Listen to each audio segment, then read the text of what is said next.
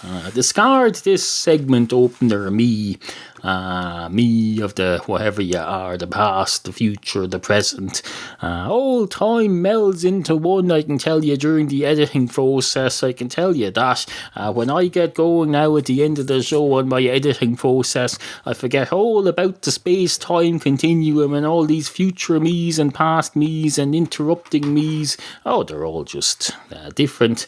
They're all like different kettles of the same fish. They're like different gods under different religions that all correspond to pretty much the same thing.